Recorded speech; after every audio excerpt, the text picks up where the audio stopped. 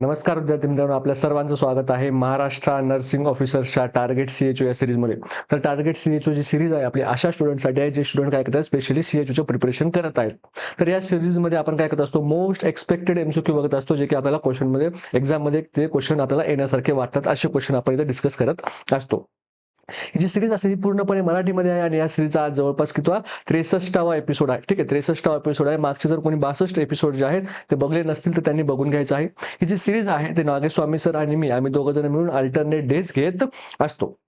ठीक आहे, तर व्हिडिओला सुरू करण्याच्या अगोदर व्हिडिओला सर्वांनी लाईक करायचा आहे, कमेंटमध्ये तुमचा फीडबॅक नक्की द्यायचा आहे किंवा तुम्हाला असे टॉपिक जे की तुम्हाला अवघड वाटतात, ज्या टॉपिकमध्ये तुम्हाला प्रॉब्लेम आहे, ज्या टॉपिकमध्ये तुम्हाला कन्फ्युजन आहे, असे टॉपिक तुम्ही कमेंटमध्ये सांगू शकता, याच्यावर आम्ही क्वेश्चन घेऊन येणार. ठीक आहे, त्याच्यानंतर हा व्हिडिओ जो आहे तुमच्या अशा मित्रांना शेअर करायचा आहे जे की काय करतायत, सीएचओचं प्रिपरेशन करत आहे, जेणेकरून त्यांना पण काय मिळेल, नॉलेज मिळेल. त्याचबरोबर हा जो चॅनल आहे आपला, त्या चॅनलला सबस्क्राईब करायचा आहे आणि YouTube प्रमाणे आपण अदर सोशल मीडिया प्लॅटफॉर्मवर पण अवेलेबल आहोत, ते पण तुम्ही आमच्यासोबत कनेक्ट होऊ शकता. चला, आजचा पहिला क्वेश्चन बघूया. काय म्हणतोय, which of the following symptoms would the nurse assess to determine the oxygen status of patient with iron deficiency anaemia. पेशंटला काय IDA आहे, आयरन डेफिशियन्सी अॅनिमिया आहे. हा क्वेश्चन मी तुम्हाला काल होमवर्क दिला होता. बऱ्याच जणांनी त्याचा आन्सर काय केलं, करेक्टली दिलेला आहे. तरी पण एकदा आपण क्वेश्चन बघूया काय म्हणतोय. ठीक आहे, तर हा एक पेशंट आहे आणि त्या पेशंटला काय आहे, आयरन डेफिशियन्सी अॅनिमिया आहे. आता आयरन डेफिशियन्सी अॅनिमिया असल्याच्या नंतर पेशंटमध्ये आपल्याला जे आहे ते कुठले जे कॅरेक्टरिस्टिक्स आहेत ते बघायला मिळतील. फर्स्ट ऑप्शन दिला इन्क्रीज ब्रीथलेसनेस. बघा, पेशंटला काय आहे, आयरन डेफिशियन्सी अॅनिमिया आहे. याचा अर्थ पेशंटमध्ये काय आहे, ब्लडमध्ये काय आहे, त्या पेशंटच्या ब्लडमध्ये काय आहे, आयर्नची कमी आहे.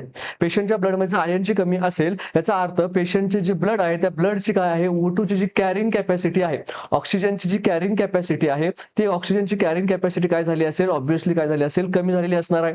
आणि जर एखाद्या पेशंटची काय झाली असेल, O2 ची कॅरिंग कॅपॅसिटी जर कमी असेल तर त्या पेशंटमध्ये आपल्याला काय बघायला मिळतो, टिश्यू हायपॉक्सिया बघायला मिळतो. काय बघायला मिळतो, टिश्यू हायपॉक्सिया बघायला मिळतो. आणि जर त्या पेशंटमध्ये टिश्यू हायपॉक्सिया होत असेल तर बॉडी काय करेल, त्यासाठी कुठलं तरी कंपन्सेटरी मेकॅनिझम ऍक्टिव्हेट करेल. त्या हायपॉक्सियाला टॅकल करण्यासाठी बॉडी काय करेल, एक्स्ट्रा जे आहे ते काय करणार आहे, टॅकिकार्डिया करणार आहे. म्हणजे काय करणार आहे, हार्ट रेट, जो पंपिंगचा रेट होता, ठीक आहे, जो तुमचा हार्टचा पंपिंगचा रेट होता तो वाढवणार आहे. त्याचबरोबर ऑक्सिजनची डिमांड वाढलेली आहे तर ऑक्सिजनचा सप्लाय पण वाढायला पाहिजे. आणि जर ऑक्सिजनचा सप्लाय वाढवायचा असेल तर बॉडीला काय करावं लागेल, रेस्पिरेटरी रेट वाढवावा लागेल. ठीक आहे, रेस्पिरेटरी रेट काय करायला लागेल, वाढावा लागेल. मग हे जो हार्ट रेट वाढतो यालाच आपण काय म्हणतो, टॅकीकार्डिया असं आपण म्हणतो. काय म्हणतो, टॅकीकार्डिया म्हणतो. आणि जेव्हा रेस्पिरेटरी रेट वाढतो त्याला आपण काय म्हणतो, टॅकिपनिया असं आपण म्हणतो. म्हणजे पेशंटमध्ये टॅकीकार्डिया आणि टॅकिपनिया बघायला मिळेल जर पेशंटमध्ये आयरन डेफिशियन्सी अॅनिमिया असेल तर. तर फर्स्ट ऑप्शन दिले बघा, इन्क्रीज ब्रिथलेसनेस. सेकंड दिला आहे increase breathlessness and decrease activity intolerance. इथे दिला आहे इन्क्रीज ऍक्टिव्हिटी टू इंटॉलरन्स आणि इथे दिला आहे डिक्रीज ऍक्टिव्हिटी इंटॉलरन्स. ठीक आहे, थर्ड ऑप्शन मध्ये दिला आहे डिक्रीज ब्रिथलेसनेस आणि फोर्थ ऑप्शन मध्ये पण दिले बघा डिक्रीज ब्रिथलेसनेस. डिक्रीज ब्रिथलेस तर होणार नाही, पेशंटमध्ये काय होणार आहे, ब्रिथलेसनेस वाढणार आहे. का, पेशंटमध्ये ब्रिथलेसनेस काय वाढते, कारण पेशंट टॅकिपनिक होत आहे. आणि जेव्हा पेशंट टॅकिपनिक होते त्याचा रेस्पिरेटरी रेट काय होतो, वाढतो. आणि जेव्हा एखाद्या पेशंटचा रेस्पिरेटरी रेट वाढतो तेव्हा त्याची ब्रीथिंग कशी होते, एकदम शॅलो ब्रीथिंग होते. पेशंटची डीप ब्रीथिंग जे असते कसे असायला पाहिजे, स्लो आणि डीप ब्रीथिंग असायला पाहिजे. पण स्लो आणि डीप ब्रीथिंग न होता इथे काय होते, फास्ट आणि शॅलो ब्रीथिंग होते. ठीक आहे, म्हणजे इथे पेशंटमध्ये ब्रीथलेसनेस जे आहे ते आपल्याला बघायला मिळते. म्हणजे ऑप्शन ए किंवा बी या दोन्हीपैकी एक आहे. ठीक आहे, इन्क्रीज ब्रीथलेसनेस दोन्हीमध्ये कॉमन आहे म्हणजे दोन्हीपैकी एक ऑप्शन काय असणार आहे आपला इथं, करेक्ट असणार आहे. त्यानंतर बघा, जो ऑप्शन ए आहे त्याचा सेकंड पार्ट काय म्हणतोय, इन्क्रीज ऍक्टिव्हिटी इंटॉलरन्स. आणि बी जो आहे त्याचा सेकंड पार्ट म्हणतोय डिक्रीज ऍक्टिव्हिटी इंटॉलरन्स. आता बघा, जर एखाद्या पेशंटमध्ये ऑक्सिजनची डिमांड वाढत आहे, ऑक्सिजनची डिमांड वाढत आहे पण सप्लाय काय होत आहे, कमी होत आहे. सप्लाय कमी होत आहे. का सप्लाय कमी होत आहे, कारण तिथे ऑक्सिजनची काय, त्या ब्लडची काय झाली, ऑक्सिजनची कॅरिंग कॅपॅसिटी कमी झाली आहे. आणि जर सप्लाय कमी होत असेल तर ते पेशंटमध्ये आपल्याला बघायला मिळतं, ती म्हणजे फटिगॅबिलिटी. पेशंटची जी फटीग आहे ती लवकर होतं. पेशंटमध्ये काय होतं, फटीग जे आहे ते वाढलेलं बघायला मिळतं आपल्याला. आणि जर एखाद्या पेशंटमध्ये फटीग जास्त होत असेल तर त्या पेशंटची ऍक्टिव्हिटी करण्याची कॅपॅसिटी, पेशंटची ऍक्टिव्हिटी करण्याची कॅपॅसिटी काय होते, कमी होते. त्याच आपण काय म्हणतो, ऍक्टिव्हिटी इंटॉलरन्स काय होतो, पेशंटचा कमी होतो. ठीक आहे, म्हणजे जर पेशंटला आपण सांगितलं की बाबा काय कर, हे एक काय 50 किलोचं वजन आहे ते तुला घेऊन काय करायचं आहे, इथं 100 मीटर पर्यंत ठेवायचं आहे. आणि जर त्या पेशंटमध्ये ऍक्टिव्हिटी इंटॉलरन्स जर चांगली असेल तर तो काय करेल, हे 50 किलोचं पोतं जे आहे ते 100 मीटरला नेऊन ठेवेल. पण तो जर पेशंट ज्याच्यामध्ये आयरन डिफिशियन्सी अॅनिमिया आहे, ज्याच्यामध्ये O2 कॅरिंग कॅपॅसिटी कमी आहे, ज्याच्यामध्ये फटिगॅबिलिटी जास्त आहे, त्या पेशंटला जर तुम्ही सांगितलं की हे 50 किलोचं पोतं नेऊन 100 मीटरवर ठेव, तर तो ठेवू शकतो का? तर तो ठेवू शकत नाही. का? कारण त्याची काय झाली आहे, ऍक्टिव्हिटी टॉलरन्स जो आहे तो काय झाला आहे, डिक्रीज झालेला आहे. म्हणजे ऍक्टिव्हिटी करण्याची कॅपॅसिटी काय झालेली आहे, त्याची कमी झालेली आहे. म्हणून ऑप्शन बी जो आहे तो आपला इथे करेक्ट आन्सर असणार आहे. बऱ्याच जणांनी त्याचं उत्तर जे आहे ते करेक्टली दिलेलं होतं. ठीक आहे, चला नेक्स्ट क्वेश्चन बघूया. Physician ordered oral as well as nasal suction to a client. You will do suction first in. ठीक आहे, एक पेशंट आहे, त्या पेशंटला सक्शनची गरज आहे. ठीक आहे, सक्शनची गरज आहे आणि फिजिशियननी काय टाकलेलं आहे ऑर्डरमध्ये, ओरल सक्शन पण करायचं आणि नेझल सक्शन पण करायचं, असं काय टाकलेलं आहे आपल्याला ऑर्डरमध्ये टाकलेलं आहे. ठीक आहे, ओरल म्हणजे काय, माउथ कॅव्हिटीचं. माउथ कॅव्हिटीचं पण तुम्हाला सक्शन करायचं आणि नेझल कॅव्हिटीचं पण सक्शन करायचं. पण आता प्रश्न हा आहे की तुम्ही जो आहे तो अगोदर ओरल कॅव्हिटीचं सक्शन करणार की अगोदर नेझल कॅव्हिटीचं सक्शन करणार. ठीक आहे, तर बघा तुमची जी ओरल कॅव्हिटी असते, ओरल कॅव्हिटी आणि ही वर कुठली आहे तर नेझल कॅव्हिटी आहे. ठीक, या ज्या आहेत त्या नंतर काय आहेत, इंटरकनेक्टेड आहेत. इथपासून काय आहेत, इंटरकनेक्टेड आहेत. आणि मग नंतर जो आहे तुमचा इसोफॅगस वेगळा होतो आणि तुमचं काय होतं, लॅरिन्स जो आहे तो वेगळा होतो. ठीक आहे, आणि हे काय होतं, जे नंतर तुमचा जेव्हा इथून पुढचं जेव्हा तुमचं माउथ कॅव्हिटी संपते आणि जेव्हा नेझल कॅव्हिटी संपते, त्याच्यानंतर हे दोन्ही इथून युनाइट होतात आणि इथून काय होतात, परत बायफर्गेट होतात. ठीक आहे, परत जेव्हा ज्या ठिकाणीपासून हे बायफर्गेट होतात आणि तुम्हाला जर तिथं काय करायचं असेल, सक्शन करायचं असेल, ठीक आहे, सक्शन करायचं असेल तर तुम्हाला असं बघायला मिळतं की जी ओरल कॅव्हिटी आहे त्या ओरल कॅव्हिटीमध्ये जे सक्शनचं जे काही फ्लुइड वगैरे असतील, जे काही ऍस्पिरेट असेल, त्याचं प्रमाण कसं असतं, जास्त असतं ऍज कम्पेअर टू तुमची नेझल कॅव्हिटी. का? कारण नेझल कॅव्हिटी तेवढी काय आहे, कम्पॅरेटिव्हली छोटी आहे. ओरल कॅव्हिटी कम्पॅरेटिव्हली मोठी आहे. ओरल कॅव्हिटीमध्ये कम्पॅरेटिव्हली सिक्रिशन जास्त असतात, नेझल कॅव्हिटीमध्ये कम्पॅरेटिव्हली सिक्रिशन्स कमी असतात. ठीक आहे, तर हे सगळं काय झालं आपलं, ते अमाऊंट ऑफ जे सिक्रिशन्स आहेत त्याबद्दल झालं. मग जर तुम्हाला अमाऊंट ऑफ सिक्रिशन जर तुम्हाला ओरल कॅव्हिटीमध्ये जास्त मिळत आहेत, तर तुम्ही फर्स्ट रिझन म्हणजे आहे हे की अमाऊंट ऑफ सिक्रिशन तुमच्या ओरल कॅव्हिटीमध्ये जास्त आहेत. म्हणून तुम्ही काय करायला पाहिजे, पहिलं जे आहे ते कुठं करायला पाहिजे बघा, पहिलं जे आहे ते कुठं करायला पाहिजे, सक्शन तुमच्या ओरल कॅव्हिटीमध्ये करायला पाहिजे. कुठं करायला पाहिजे, ओरल कॅव्हिटीमध्ये काय करायला पाहिजे, पहिल्यांदा सक्शन करायला पाहिजे. का सक्शन करायला पाहिजे, कारण इथे काय आहे, तर फर्स्ट ऑप्शन पहिलं रिझन आहे ते म्हणजे इथे काय सिक्रिशन जास्त आहेत. सिक्रिशन काय जास्त आहेत. दुसरं रिझन म्हणजे जर तुम्ही पहिल्यांदा नेझल कॅव्हिटीमध्ये सक्शन केलं, जर तुम्ही पहिल्यांदा नेझल कॅव्हिटीमध्ये सक्शन केलं, तर हे जे काही ओरल कॅव्हिटीमधलं जे काही फ्लुइड आहे ते तुमच्या नेझल पाथवेमध्ये येऊ शकतं आणि नेझल पाथवेमध्ये येऊन जो पेशंट आहे तो ऍस्पिरेट करण्याचे चान्सेस वाढतात. ठीक आहे, म्हणून तुम्ही काय करायला पाहिजे, ओरल कॅव्हिटीचं करायला पाहिजे. कारण पहिलं रिझन आहे तिथं सिक्रिशन जास्त आहेत, दुसरं रिझन आहे तिथं काय होऊ शकतं, ऍस्पिरेशन होऊ शकतं जर तुम्ही काय केलं, नेझल कॅव्हिटीचं पहिल्यांदा केलं तर. ठीक आहे, हे जर पण तुम्हाला लक्षात राहत नसेल तर तुम्ही असं लक्षात ठेवू शकता. बघा, ओरल कॅव्हिटीला आपण काय म्हणतो, माउथ कॅव्हिटी म्हणतो. एम फॉर माउथ कॅव्हिटी आणि N for nasal cavity. N कोण अगोदर येतं, तर एम अगोदर येतं, नंतर एन येतं. म्हणून माउथचं अगोदर सक्शन करायला पाहिजे, त्याच्यानंतर काय करायला पाहिजे, नोजचं सक्शन करायला पाहिजे. कारण काय आहे, तर एक तर माउथमध्ये सिक्रिशन जास्त आहेत आणि दुसरं म्हणजे जर तुम्ही नेझलमध्ये अगोदर सक्शन केलं तर ते काय होऊ शकतं, माउथचे सिक्रिशन जे आहे ते नोजमध्ये येऊ शकतात आणि पेशंट ऍस्पिरेट होण्याचे चान्सेस वाढतात. म्हणून आपण काय केलं पाहिजे, माउथचं सक्शन जे आहे ते अगोदर केलं पाहिजे. चला, ऑप्शन काय येणार याचा, ए जो आहे तो करेक्ट आन्सर येणार आहे. नेक्स्ट क्वेश्चन बघूया. While instilling ear drops, the ear canal of an adult is straightened by pulling the pinna. ठीक आहे, एक पेशंट आहे आणि कसं आहे, पेशंट अडल्ट आहे. पेशंट काय अडल्ट आहे आपल्याला दिला आहे आणि अडल्ट पेशंट मध्ये तुम्हाला काय करायचं, त्याच्या इयर मध्ये एक ड्रॉप टाकायचा आहे.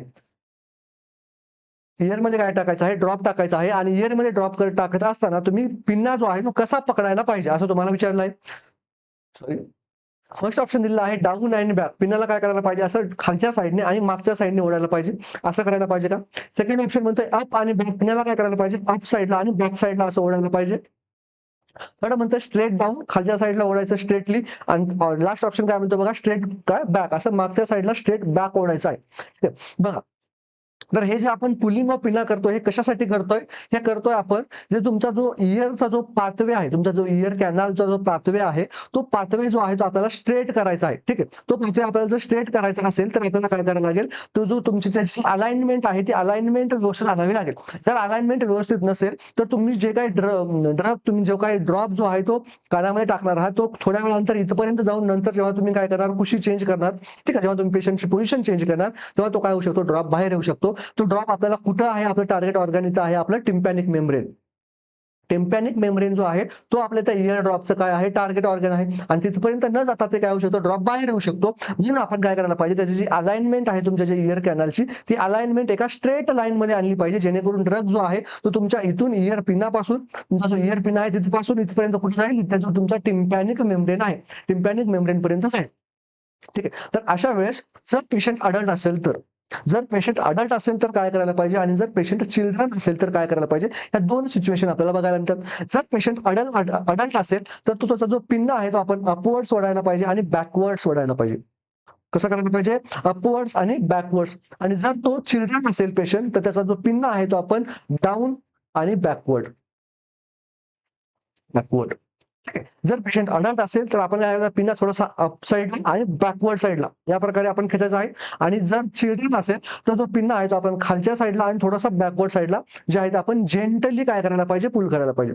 कसा पुल करायला पाहिजे, जेंटली पुल करायला पाहिजे. जास्त जोरात ठेवायचं आहे का, तर बिलकुल नाही. कसं करायचं, एकदम जेंटली पुल करायचं आणि इयर ड्रॉप इन्स्टिल करायचा आहे. आणि नंतर पेशंटला काय सांगायचं, जर फॉर एक्झाम्पल पेशंटच्या राईट साइड मध्ये जर आपण काय केलं असेल, इयर ड्रॉप इन्स्टिल केला असेल तर पेशंटला काय सांगायचं आहे की लेफ्ट काय कर पोझिशनवर झोपायचं आहे तुला. कशा, लेफ्ट लॅटरल पोझिशनवर झोपायचं आहे, लेफ्ट लॅटरल. आणि जर तुमचं पेशंटला जर तुम्ही लेफ्ट इयर मध्ये जर काय केलं असेल, इयर ड्रॉप इन्स्टिल केला असेल तर तुम्हाला काय करायचे, राईट लॅटरल पोझिशन द्यायची. कुठली पोझिशन द्यायची आहे, राईट लॅटरल पोझिशन द्यायची आहे. ठीक आहे, चला तर मग याचा आन्सर काय असणार आहे, अडल्ट आहे म्हणून ऍट बॅक. ठीक आहे, चला नेक्स्ट क्वेश्चन बघूया. A colostomy in the left side of the colon is known as. ठीक आहे, हा तुमचा फॉर एक्झाम्पल कोलॉन आहे असं समजूया. हा काय आहे, कोलॉन आहे. आणि इथे काय तुमचं सिग्मॉइड कोलॉन आणि या साईडला काय ऍनल ओपनिंग आहे. ठीक आहे, इथे काय तुमची एनल ओपनिंग आहे, सिग्मॉइड कोलॉन.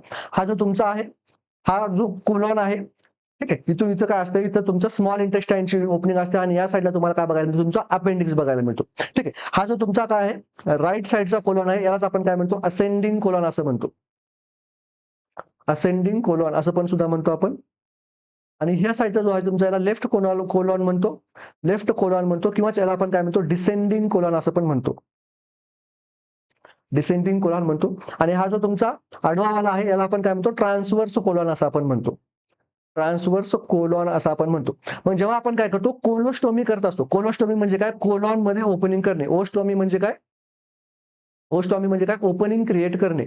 ओपनिंग क्रिएट करणे याला आपण काय म्हणतो, ओस्टॉमी असं आपण म्हणतो. मग जर तुम्ही कोलॉन मध्ये काय करत असाल, ओपनिंग क्रिएट करत असाल, त्याला आपण काय म्हणतो, कोलोनोस्टॉमी म्हणतो. जर तुम्ही स्टमक मध्ये ओपनिंग क्रिएट करत असाल त्याला आपण काय म्हणतो, गॅस्ट्रोस्टोमी असं म्हणतो. ठीक आहे, गॅस्ट्रोटॉमी वेगळं, ठीक आहे, गॅस्ट्रोटॉमी, गॅस्ट्रेक्टॉमी, टॉमी वेगळं. टॉमी म्हणजे काय, रिमूव्ह करणे. आणि गॅस्ट्रोस्टोमी, गॅस्ट्रोस्टोमी, स्टोमी म्हणजे काय, ओपनिंग क्रिएट करणं. जर तुमच्या स्टमक मध्ये आपण काय केलं, ओपनिंग केल्यानंतर जर आपण पाईप लावलं असेल तर त्याला आपण काय म्हणतो, गॅस्ट्रोस्टोमी म्हणतो. त्याचप्रमाणे आपण काय करतो, कोलॉन मध्ये आपण काय करतो, ओपनिंग क्रिएट करतो. मग आपण एक तर इथं करू शकतो असेंडिंग कोलॉन मध्ये, किंवा आपण ट्रान्सवर्स कोलॉन मध्ये करू शकतो, किंवा आपण जो आहे तुमचा लेफ्ट कोलॉन किंवा याला आपण काय म्हणतो, डिसेंडिंग कोलॉन, इथं आपण काय करू शकतो, ओपनिंग क्रिएट करू शकतो. ठीक आहे, ह्या आपण कोलॉन मध्ये जे काय आपण ओपनिंग करतो ते झालं. ठीक आहे, त्याचप्रमाणे आपण स्मॉल इंटेस्टाईन मध्ये पण हेजुनोस्टॉमी, ड्युओडेनोस्टॉमी वगैरे आपण करू शकतो. इलिओस्टॉमी, ठीक आहे, इलिओस्टॉमी, ड्युओडेनोस्टॉमी आणि जेजुनोस्टॉमी आपण तिन्ही पण काय करू शकतो, ओपनिंग क्रिएट करू शकतो. ऍज पर आपली रिक्वायरमेंट, की आपल्याला जो प्रॉब्लेम काय आहे, ऍक्च्युअल प्रॉब्लेम काय, त्यानुसार जे आहे ते आपली काय ठरते, साईट ठरते, की बाबा कुठं आपल्याला जे आहे ते ओस्टॉमी क्रिएट करायची आहे, ओपनिंग क्रिएट करायची आहे. आता साधं सिंपल लॉजिक काय आहे बघा, आपल्याला क्वेश्चन मध्ये विचारलं आहे की जर आपण लेफ्ट साईडला काय केली, ओस्टोमी पोझिशन केली तर त्याला काय म्हणायचं आहे. तर फर्स्ट ऑप्शन आहे ड्राय कोलोस्टॉमी, सेकंड आहे वेट कोलोस्टॉमी, थर्ड आहे डबल बॅरल कोलोस्टॉमी आणि लास्ट आहे लूप कोलोस्टॉमी.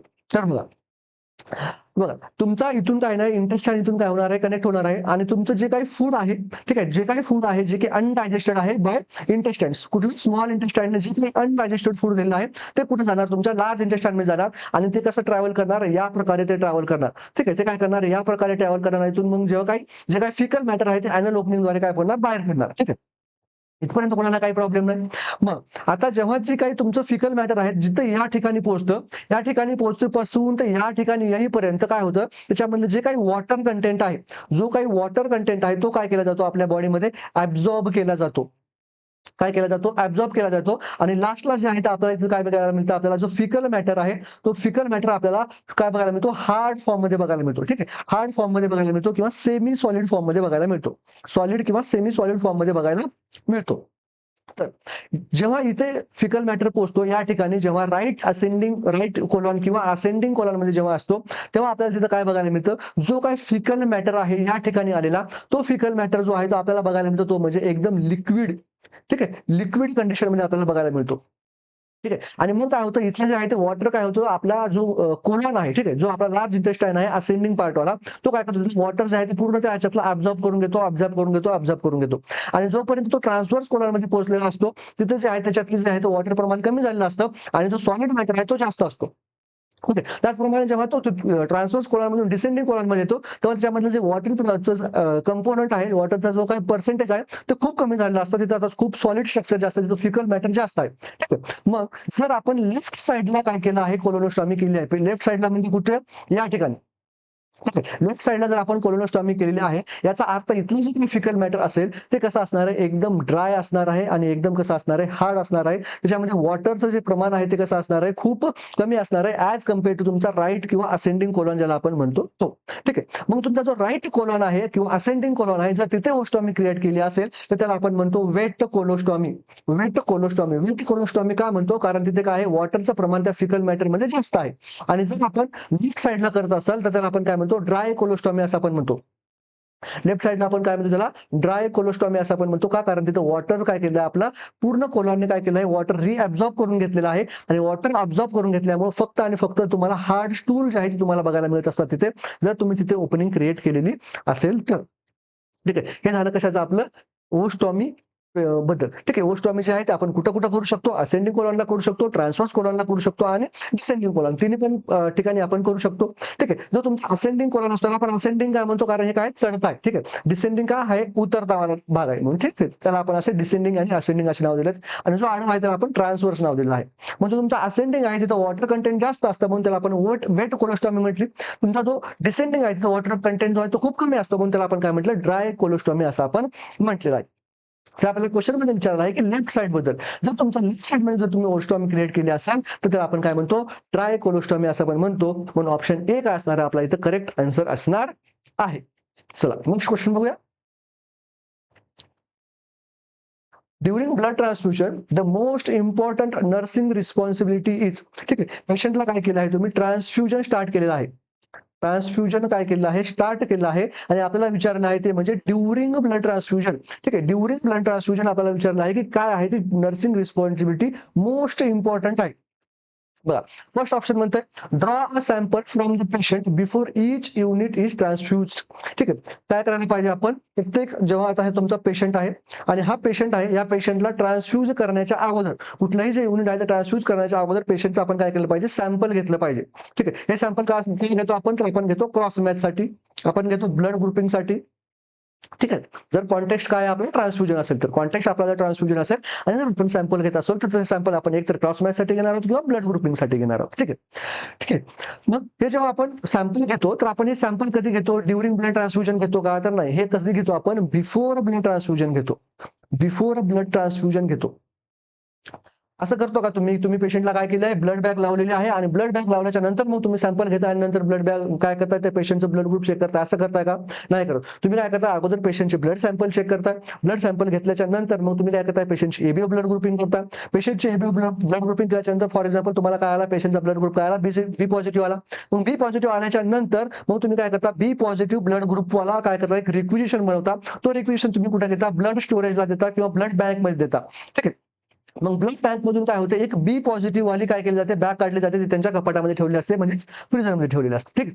ती बी पॉझिटिव्ह ग्रुपची बॅग काढल्याच्या नंतर जी की त्या जो तो लॅब टेक्निशियन आहे किंवा जो कोणी तिथे ब्लड स्टोरेज युनिटमध्ये जो कोणी पर्सन आहे, ऑथोराइज पर्सन, त्याला माहित आहे की ही बॅग जी आहे ती बी पॉझिटिव्हची आहे, तरी पण तो काय करतो, परत एकदा चेक करतो. ठीक आहे. परत देण्याच्या अगोदर तो काय करतो, परत एकदा चेक करतो, आणि जेव्हा त्याचं परत एकदा चेक केल्यानंतर जर तिथे बी पॉझिटिव्ह येत असेल तर ती बॅग काय केली जाते, त्या पेशंटसाठी इश्यू केली जाते.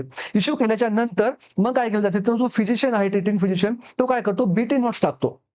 काय करतो, बीटी नोट्स टाकतो. मग तो बीटी नोट्स टाकत असताना तो काय करतो, ती जी बॅग आहे त्या बॅगच्या वरचा एक बारकोड असतो, त्या बारकोडवर एक विशिष्ट नंबर असतो, त्याला आपण काय म्हणतो, बॅगचा नंबर म्हणतो. ठीक. तो काय करतो, बॅगचा नंबर एंटर करतो. त्या बॅगची जी आहे कलेक्शन डेट असते, त्या बॅगवर काय असतं, कलेक्शनची डेट असते, ब्लडचं कधी कलेक्शन झाले त्याची डेट असते.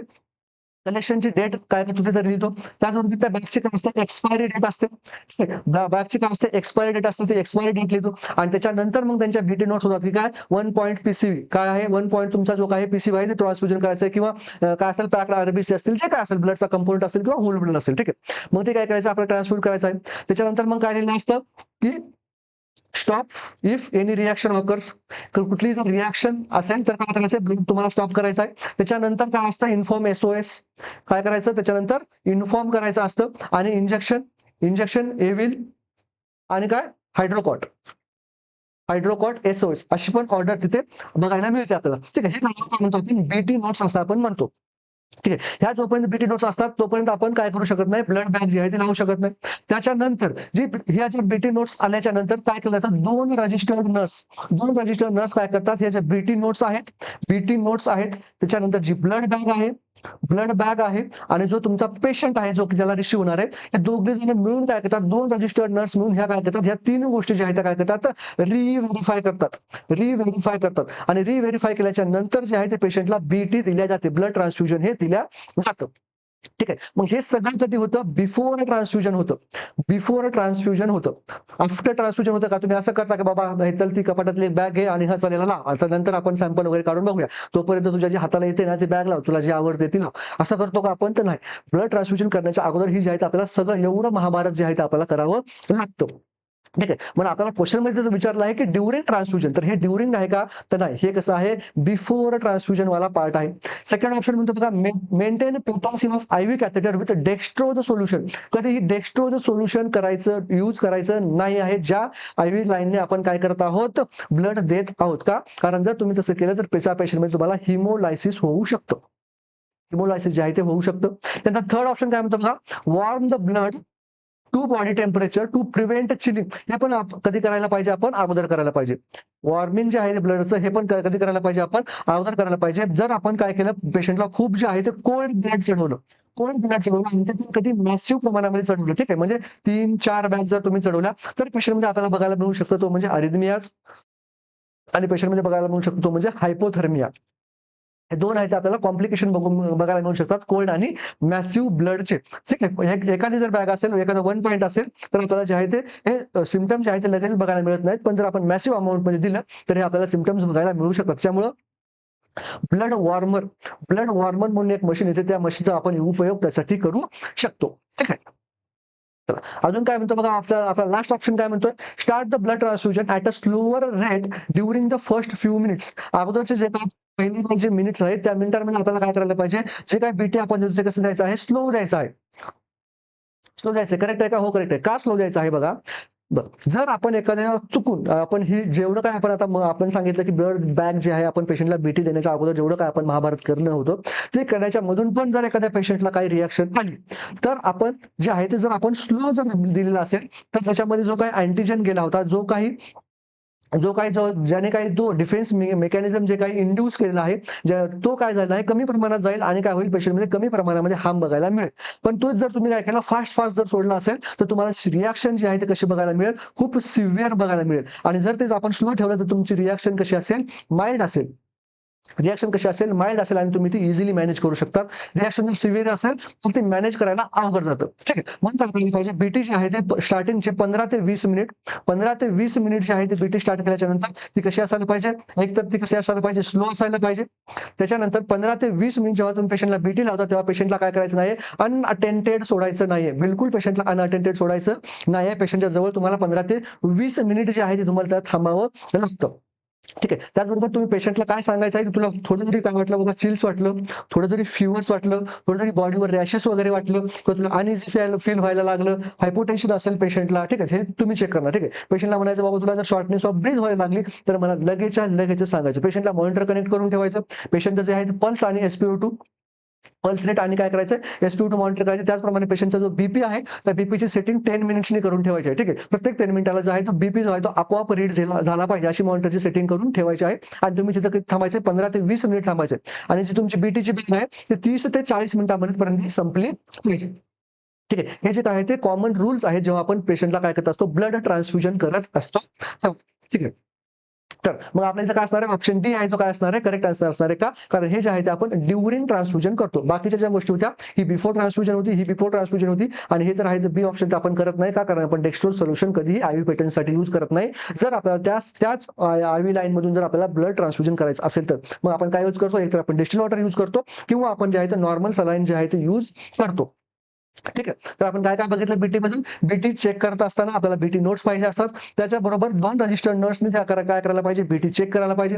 त्याच्यानंतर बीटी जे आहे ते अगोदर करण्याच्या अगोदरचे काय करायला पाहिजे, वॉर्म करायला पाहिजे, जेणेकरून पेशंटमध्ये हायपोथर्मिया आणि काय होणार नाहीये, अरेथमिया होणार नाही. बीटी जे आहे ते 15 ते 20 मिनिटं स्टार्टिंगचे स्लो ठेवायचे, जेणेकरून रिॲक्शन जरी आली तरी ती सिव्हिअर फॉर्म मध्ये राहणार नाही. ठीक आहे, त्याच्यानंतर जर तुम्ही पेशंटमध्ये 15 ते 20 मिनिटाच्या पेशंटमध्ये तुम्ही जेव्हा स्लो लावतो तेव्हा पेशंटला अनअटेंडेड सोडायचं नाहीये. त्याचबरोबर पेशंटला मॉनिटर कनेक्ट करायचं आहे आणि पेशंटला सांगून ठेवायचं आहे बाबा तुला जराही थोडीशी काही अनइझी फिलनेस होत असेल, शॉर्टनेस ऑफ ब्रीथ वाटत असेल, फीवर वाटत असेल, शिवरिंग वाटत असेल किंवा रॅशेस वाटत असतील किंवा बॉडीला इचिंग वाटत असेल, असे जर तुला काही सिम्पटम्स वाटत असतील जे की लोकल इन्फ्लॅमेटरी चेंजेस असू शकतात किंवा सिस्टमिक इन्फ्लॅमेटरी चेंजेस असू शकतात, जर तुला असं वाटत असेल तर काय करायचं, लगेच काय करायचं आहे, इन्फॉर्म करायचं आहे. इथे सगळं आपण पेशंटला सांगून ठेवायचं आहे. त्याचबरोबर पेशंटला आपल्याला अनाफिलॅक्सिसचे सिम्पटम्स पण बघायचे आहेत. ठीक आहे, हे सगळं आपण काय करतो, बीटी देताना करत असतो. चला नेक्स्ट क्वेश्चन बघूया.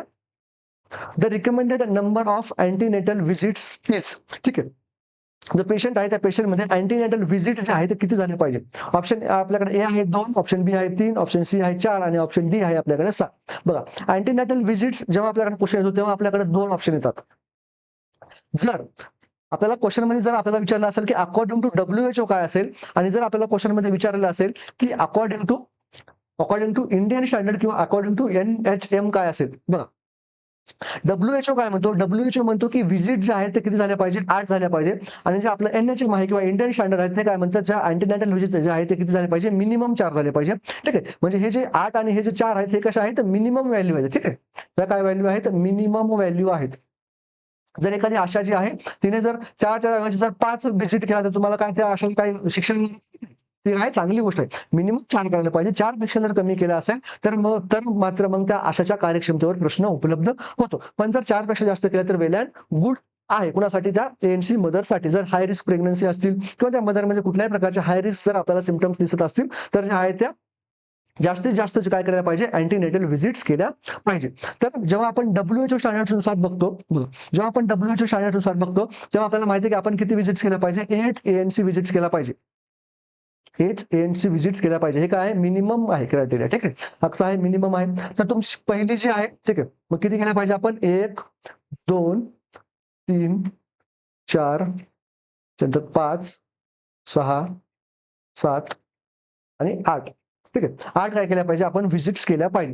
म्हणजे पहिली जी व्हिजिट आहे ती जी आहे ती 12 वीक किंवा त्याच्या अगोदर झाली पाहिजे. ठीक आहे, त्याच्यानंतर त्याच्या पुढची जी व्हिजिट आहे ती कधी झाली पाहिजे, 8 वीकनी झाली पाहिजे. म्हणजेच किती झाली पाहिजे, 20 वीकला झाली पाहिजे. ठीक आहे, त्याच्यानंतरची जी पुढची व्हिजिट आहे ती कधी झाली पाहिजे, 6 वीकनी झाली पाहिजे.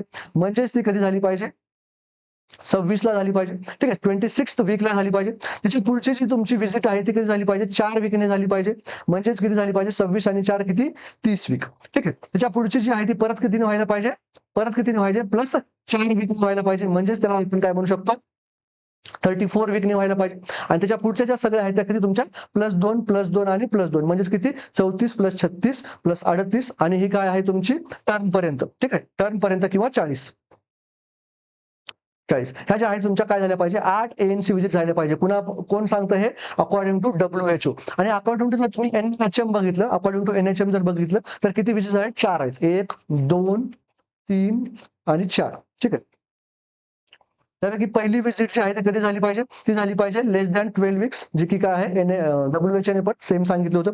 त्यानंतर दुसरी जी आहे ती 14 ते 26 वीकला झाली पाहिजे. त्यानंतर ही जी आहे तुमची 28 ते 34 वीकला झाली पाहिजे. आणि ही जी आहे तुमची 36 वीक्स ऑनवर्ड्स झाली पाहिजे. 36 वीक्स ते ऑनवर्ड्स म्हणजे किती टर्म होईपर्यंत. ठीक आहे, बेबी जे आहे ते मदर जे आहे ते फुल टर्म जोपर्यंत तिची प्रेग्नन्सी होत नाही तोपर्यंत करू शकतात. ठीक आहे, तर तुमची पहिली विजिट जी आहे ते NHM आणि WHO दोन्हीमध्ये सेम आहे. बिफोर 12 वीक्स जी आहे ती फर्स्ट झाली पाहिजे. ठीक आहे, तर आता आपला जो हा क्वेश्चन आहे या क्वेश्चन मध्ये आपल्याला काय सांगितलेलं नाही, एक तर WHO पण मेन्शन केलेलं आहे त्यांनी आणि NHM पण मेन्शन केलेलं नाहीये. ठीक आहे, म्हणजे याचं ऑप्शन जे आहे याचं आन्सर जे आहे ते एक तर 4 असू शकतं किंवा 8 असू शकतं. ठीक आहे, 4 किंवा 8 असू शकतं. मग आपल्याला ऑप्शन मध्ये बघा 8 तर दिलं नाही म्हणून काय असणार आपल्याला सी जो आहे तो आपला 4 ऑप्शन जो आहे तो करेक्ट आन्सर असणार आहे. मग हे जे आहे तो क्वेश्चन कशाचा आहे अकॉर्डिंग टू NHM वाला क्वेश्चन आहे. जरी क्वेश्चन मध्ये दिले नसेल तरी पण आपण ऑप्शन मध्ये 8 दिलं नाही याचा अर्थ काय आहे ते अकॉर्डिंग टू NHM आपल्याला विचारलेलं आहे. ठीक आहे, आणि ह्या जर क्वेश्चन मध्ये अकॉर्डिंग टू WHO जर आपल्याला दिला असेल तरी तो आपल्याला ऑप्शन जो आहे तो 8 एक नक्की ऑप्शन दिला असता आणि जो की करेक्ट आन्सर असतं. ठीक आहे, त्याच्यामुळे जर तुम्हाला क्वेश्चन मध्ये स्पेसिफिकली विचारलं असेल तर त्याच्यानुसार आपल्याला आन्सर जे आहे ते द्यायचं आहे. चला नेक्स्ट क्वेश्चन बघूया. अल्मा अटा डिक्लेरेशन एम्फायसेस. ठीक आहे, अल्मा अटा डिक्लेरेशन मध्ये काय झालं होतं हे आपल्याला विचारलेलं आहे. बघा अल्मा अटा काय आहे, अल्मा अटा जे आहे ते सोव्हिएट युनियन जे आहे तिथलं एक काय होतं एक प्लेस होतं. ठीक आहे, अल्मा अटा काय एक प्लेसचं नाव आहे जे की सोव्हिएत युनियन मध्ये होतं. आणि इथे काय झाली होती 1978 मध्ये काय झाली होती एक सभा झाली होती. कुठे झाली होती अल्मा अट्टामध्ये. ठीक आहे, अल्मा अट्टामध्ये. अल्मा अट्टा जे आहे ते आत्ताचं कुठं आहे, आत्ताच त्याला काय म्हणतात अल्माटी. आता त्याचं नाव काय आहे अल्माटी त्याचं नाव आहे जे की कुठं आहे कझाकिस्तानमध्ये आहे.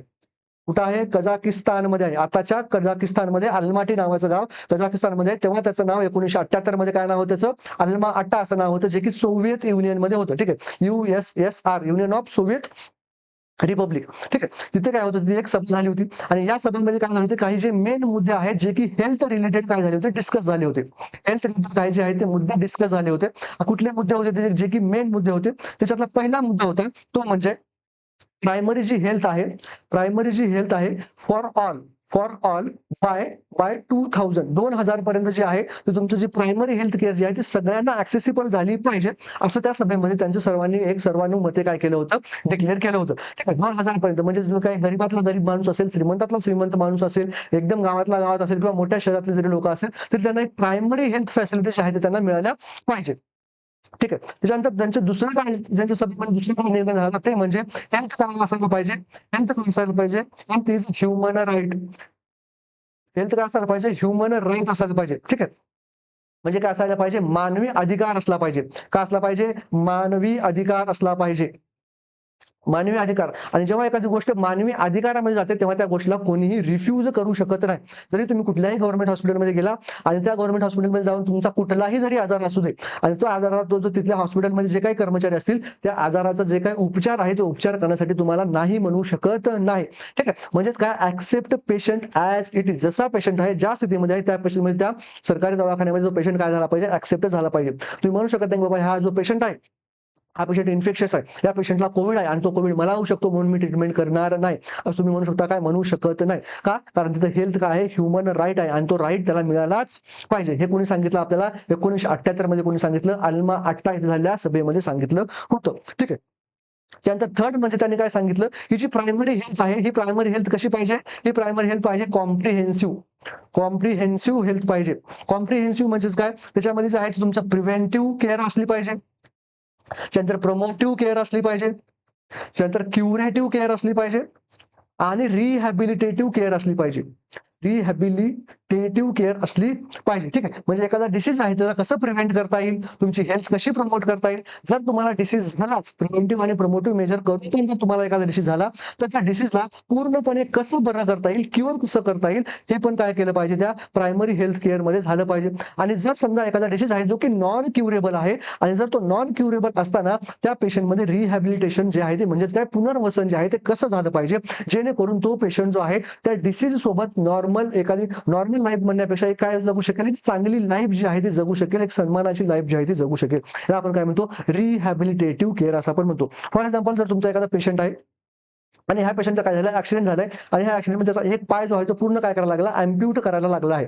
मग आता याच्यासाठी क्युरेटिव्ह मॅनेज काय आहे का, म्हणजे हा जो पाय आहे तो परत आपण उगवू शकतो का, परत पाय तर उगवू शकत नाही. मग आपण काय करू शकतो, त्याला रिहॅबिलिटेटिव्ह मेथड मध्ये यूज करू शकतो. मग रिहॅबिलिटेटिव्ह त्याला आपण केअर तर आपण त्याला काय करेन, बाबा तुझा आता एकच जो पाय आहे त्या एक पायाच्या नंतर त्याला आपण काय करू शकतो, फायनान्शियली त्याला आपण कसं स्टेबल करू शकतो, त्याला ऑक्युपेशनली आपण त्याला कसं स्टेबल करू शकतो, त्याला आपण मेंटली कसं करू शकतो आणि फिजिकली आपण त्याला कसं हेल्प करू शकतो, हे कोण बघतं, तुमचं रिहॅबिलिटेटिव्ह मॅनेजमेंट बघतं.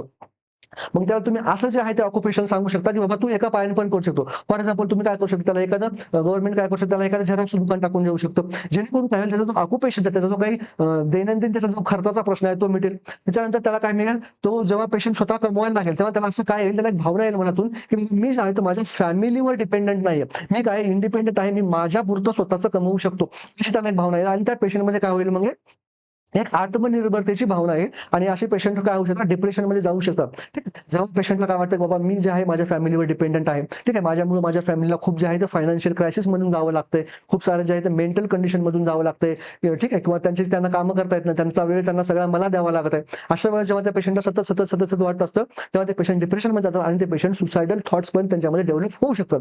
ठीक आहे, मग त्याच्यामध्ये रिहॅबिलिटेशन होणं हे खूप गरजेचं असतं. जेवढंच गरजेचं असतं तेवढं तुमच्या क्युरेटिव्ह मॅनेजमेंट गरजेचं असतं. ठीक आहे, तर मग आता जे अल्मा अटॅक डिक्लेरेशन झाली होती आपली, त्या अल्मा अटॅक डिक्लेरेशन मध्ये आपले हे जे आहे जे 3 जे आहे ते मेन काय झाले होते, त्यांच्या डिक्लेरेशन त्यांनी केले होते. काय केले होते, प्रायमरी हेल्थ केअर काय पाहिजे, सगळ्यांना मिळाली पाहिजे 2000 पर्यंत. ठीक आहे, इसवी 2000 पर्यंत, कारण ती 1978 मध्ये झाली होती. त्याच्यानंतर हे जे आहे ते ह्युमन राईट केला पाहिजे आणि हेल्थ प्रायमरी हेल्थ कशी मिळाली पाहिजे, कॉम्प्रिहेन्सिव्ह मिळाली पाहिजे. तर अल्मा अटॅक डिक्लेरेशन मध्ये ऑप्शन मध्ये आपल्याला काय दिली बघा, सिलेक्टिव्ह हेल्थ केअर दिली होती का, तर नाही, हेल्थ केअर जी आहेत सगळ्यांना मिळाली पाहिजे. त्यांनी असं म्हटलं होतं की बाबा फक्त सर्जरीचे पेशंट ऍडमिट करणार, गायनॅकचे करणार नाही, आम्ही मेडिसिनचे करणार नाही, असं सिलेक्टिव्ह त्यांचा प्लॅन होता का, तर नाही, प्रायमरी हेल्थ केअर जी आहे सगळ्यांनी मिळाली पाहिजे असं त्यांचं काय होतं, जे आहे ते त्या सभेमध्ये त्यांचं डिक्लेअर झालं होतं. त्यानंतर सेकंड ऑप्शन मध्ये काय म्हणतं बघा, primary health care for all. हे काय झालं होतं ते. थर्ड ऑप्शन मध्ये hospital based care. Hospital based केअरच नव्हती, प्रिव्हेंटिव्ह, क्युरेटिव्ह, प्रोमोटिव्ह आणि रिहॅबिलिटेटिव्ह हे पण त्याच्यामध्ये होतं. ठीक आहे, म्हणून हे पण ऑप्शन नाही. क्युरेटिव्ह सर्व्हिसेस आहे का, तर नाही, कॉम्प्रिहेन्सिव्ह सर्व्हिसेस होत्या. तिथे कशा होत्या, कॉम्प्रिहेन्सिव्ह सर्व्हिसेस होत्या. ठीक आहे, म्हणून ऑप्शन बी का असणार आहे, आपलं करेक्ट आन्सर असणार आहे. नेक्स्ट क्वेश्चन बघूया. Leprosy is caused by, option दिलेला आपल्याला व्हायरस, प्रोटोझोआ, बॅक्टेरिया आणि फंगस. बघा, लेप्रोसी जो आहे तो कशामुळे होतो हे आपल्याला विचारलं आहे. आणि असं कोणीच नसेल की ज्याला माहित नाही की लेप्रोसी जो आहे तो मायकोबॅक्टेरियम लेप्रीमुळे होतो. मायकोबॅक्टेरियम लेप्रीमुळे होतो आणि मायकोबॅक्टेरियम आहे म्हणजेच काय, तो बॅक्टेरिया आहे, हे सगळ्यांना माहिती आहे. ठीक आहे, सगळ्यांना माहिती आहे, म्हणून ऑप्शन बी जो आहे, सी जो आहे त्याचा करेक्ट आन्सर असणार आहे. याच्यामध्ये वाद नाही.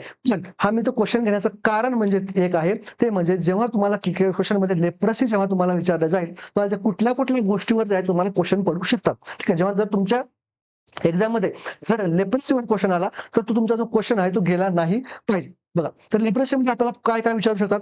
पहिली गोष्ट ती म्हणजे लेप्रोसीला आपण काय म्हणतो, हॅन्सन डिसीज असं सुद्धा म्हणतो. लेप्रोसीलाच आपण काय म्हणतो, हॅन्सन डिसीज असं सुद्धा म्हणतो. ठीक आहे, हा झाला पहिला तुमचा एमसीक्यूचा पॉईंट.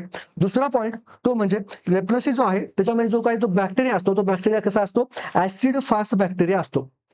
एक मिनिट, कसा असतो, ऍसिड फास्ट बॅक्टेरिया असतो. ऍसिड फास्ट बॅसिलस ज्याला आपण म्हणतो तो असतो.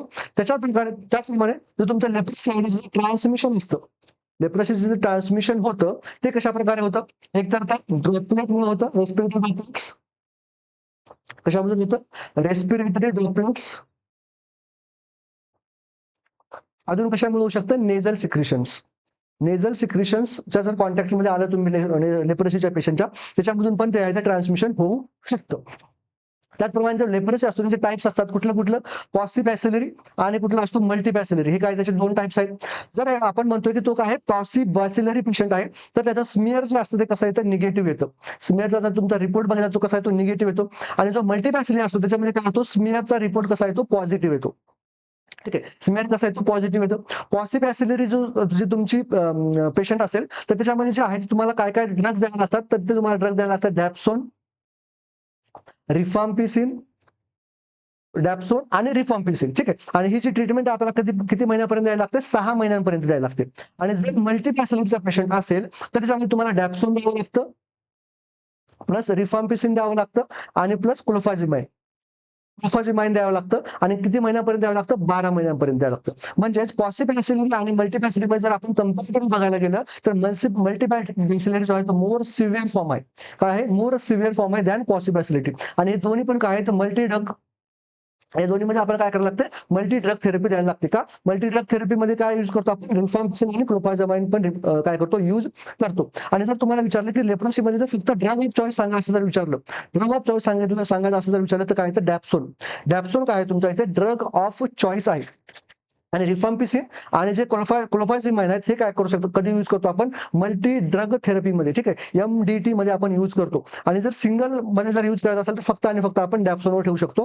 पण डॅप्सोन आणि रिफॉम्पिसिन ह्या दोघांचं जर कॉम्बिनेशन करून यूज केला तर जे आहेत त्याचे इफेक्ट जे आहेत आपल्याला चांगले बघायला मिळतात. ठीक आहे. म्हणून जर पॉसिबॅसिलिटी असेल तर आपण फक्त आणि फक्त डॅप्सोन आणि रिफॉम्पिसिन देतो 6 महिन्यांसाठी.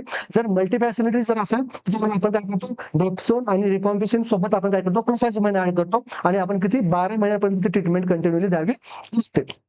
ठीक आहे. त्याच्याबरोबर आपल्याला अजून काय विचारू शकतो क्वेश्चन मध्ये किती झाले 2.5. ठीक आहे. 6वा पॉईंट आहे तो म्हणजे जर पेशंट म्हणजे तुम्हाला विचारलं की लेप्रोसिसचा पेशंट आहे त्याच्यामध्ये जे मोस्ट कॉमनली जे आहे ती कुठली नर्व काय होते अफेक्ट होते तर तुमची आहे ती अल्नार नर्व जे आहे ते काय होते मोस्ट कॉमनली अफेक्ट होते. ठीक आहे. असं जर तुम्हाला फक्त जर विचारलं की मोस्ट कॉमनली कुठली नर्व कॉमनली अफेक्ट होते तर ती आहे अल्नार नर्व. आणि जर तुम्हाला विचारलं की लोअर लिम्ब मध्ये जर मोस्ट कॉमनली कुठली जी नर्व आहे ती अफेक्ट होते तर ती म्हणजे पेरोनियल नर्व. कुठली नर्व पेरोनियल नर्व. ही जी नर्व आहे ती काय असते फुटफॉलसाठी रिस्पॉन्सिबल असते. ANC मध्ये हे आपल्याला विचारलं जातं. ठीक आहे. ही जी नर्व आहे ती काय आहे फुटफॉलसाठी पण रिस्पॉन्सिबल आहे.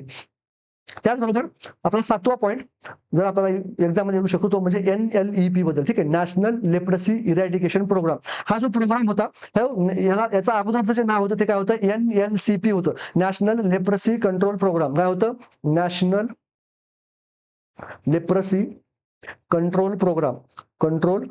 हा कधी आला होता 1955 ला आला होता. आणि मग त्याचं 1983 मध्ये नाव काय झालं national leprosy eradication programme. National काय झालं लेप्रोसी इरॅडिकेशन. अगोदर काय होतं त्याच्यामध्ये कंट्रोल होतं. आता कंट्रोलच्या नंतर आपण 1983 मध्ये काय ठरवलं त्याला इरॅडिकेट करण्याचं ठरवलं. ठीक आहे. त्याच्यानंतर 8वा पॉईंट आहे तो म्हणजे खूप महत्वाचा पॉईंट आहे ज्याच्यावर तुम्हाला क्वेश्चन येईल म्हणजे येईल 100% येईल. लेप्रोसीवर या CHO मध्ये तुमचा एक क्वेश्चन जो आहे तो फिक्स आहे तुम्ही लिहून घ्या. एक क्वेश्चन काय आहे फिक्स आहे. का फिक्स आहे कारण रिसेंटली जे आहे ते आपण काय केलं होतं लेप्रोसी सर्व्हे प्रोग्राम सुरू केला होता. कुठला प्रोग्राम सुरुवात केला होता आपण लेप्रोसी सर्व्हे तो प्रोग्राम सुरू केला होता. कधी नोव्हेंबर आणि डिसेंबर महिन्यामध्ये आपण हा प्रोग्राम सुरू केला होता.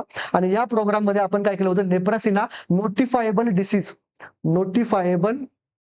डिसीज काय केलं होतं डिक्लेअर केलं होतं. जेव्हा आपण एखाद्या डिसीजला नोटिफायबल डिसीज आपण जेव्हा डिक्लेअर करतो म्हणजेच नोटिफायबल डिसीज डिक्लेअर केल्याच्या नंतर तो जो डिसीज कुठल्याही गावामधल्या कुठल्याही खेड्यामध्ये जेव्हा तो डिसीज तिथे आढळतो तो डिसीज आहे तो हायर अथॉरिटीला कळवावा लागतो. ताबडतोब लगेच जे आहे तो कळवावा लागतो. तर त्याला आपण काय म्हणतो नोटिफायबल डिसीज असं आपण म्हणतो. आणि जेव्हा तो डिसीज एखादा नोटिफायबल डिसीज जेव्हा आपण डिक्लेअर करतो तेव्हा आपण त्याला जे आहे ते हायर अथॉरिटीजवर आपण त्याला काय करतो खूप सिरियसली घेतल्याचं समजलं जातं. का कारण त्याच्या आपण मग prevention strategies curative strategies rehabilitative strategy आहेत आपण तशा प्लॅन करत असतो. ठीक आहे. आता याचा हे जेवढे तुम्ही 8 पॉईंट सांगितले हे 8 पॉईंट सोडून तुम्हाला लेप्रोसीच्या बाहेर काही येऊ शकत नाही. बघा लेप्रोसीबद्दल मी काय सांगितलं की सगळ्यात पहिली गोष्ट म्हणजे त्याला आपण हॅन्सन डिसीज म्हणतो. हा काय ऍसिड फास्ट बॅसिलसमुळे होतो. त्याचं ट्रान्समिशन जे आहे ते कशामुळे होतं तर तुमचं रेस्पिरेटरी ड्रॉपलेट्स आणि नेझल सिक्रेशनमुळे होतं.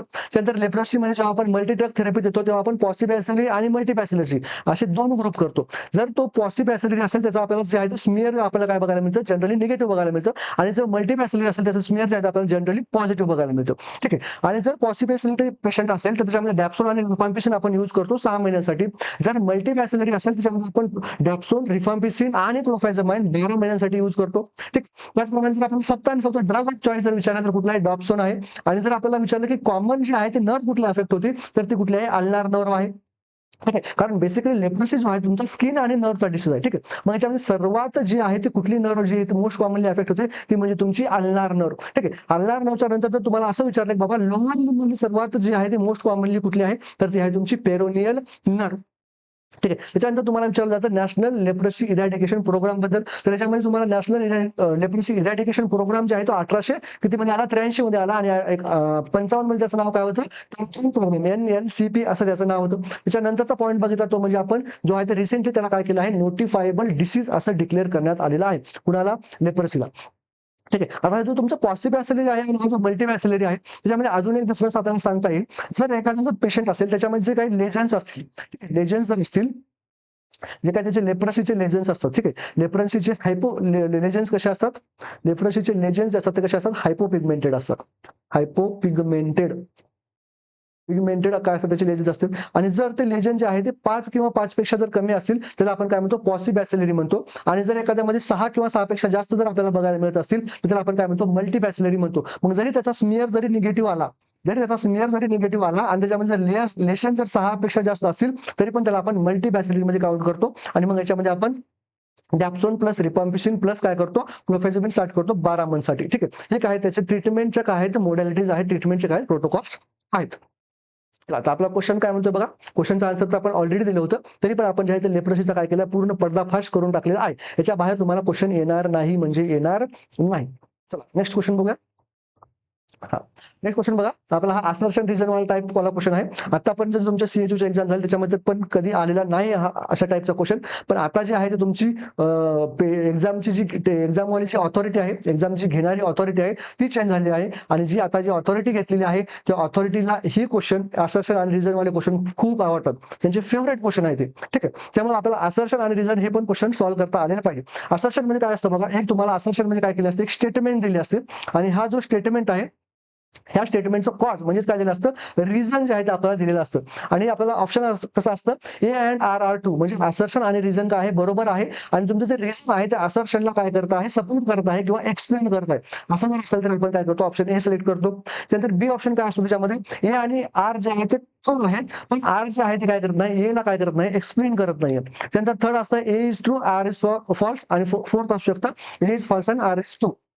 ऑप्शन काय असतात सगळ्यांमध्ये सेम असतात, फक्त तुमचं असर्शन आणि रिझन काय असतं, वेगळं वेगळं असतं. तर क्वेश्चन आपल्याला असर्शन काय म्हटलं बघा, OPV is live attenuated vaccine. OPV काय आहे, तुमची लाईव्ह अटेन्युएटेड व्हॅक्सिन आहे. ओपीव्ही काय आहे, लाईव्ह व्हॅक्सिन आहे. असर्शन बरोबर आहे का चूक आहे, असर्शन बरोबर आहे. म्हणजे ए अँड आर ट्रू. ठीक आहे. ए काय आहे, ट्रू आहे. इथे पण ए ट्रू आहे आणि इथे पण काय, ए ट्रू आहे. म्हणजे ऑप्शन डी काय आपला इथेच चुकलेला आहे. म्हणजे ए, बी किंवा सी या तिन्हीपैकी एक काय असणार, करेक्ट आन्सर असणार आहे.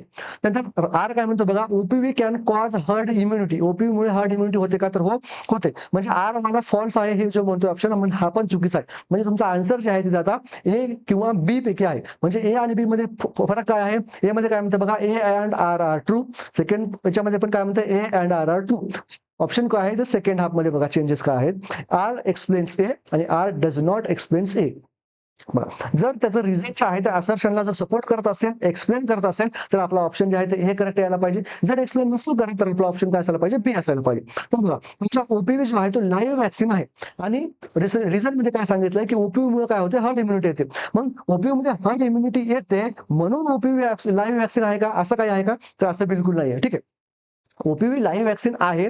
ठीक आहे. ओपीव्ही लाईव्ह व्हॅक्सिन आहे, याच्यामध्ये त्याच्या हार्ड इम्युनिटीचं काही कॉन्ट्रीब्युशन आहे का, काही एक्सप्लेनेशन तिथे हे आहे का, त्याच्यामध्ये काही आपलं एक्सप्लेनेशन जे आहे ते सपोर्ट करतं का, ते सपोर्ट बिलकुल करत नाही आहे. म्हणून काय असणार इथं बी जे आहे तिथं करेक्ट आन्सर येणार आहे.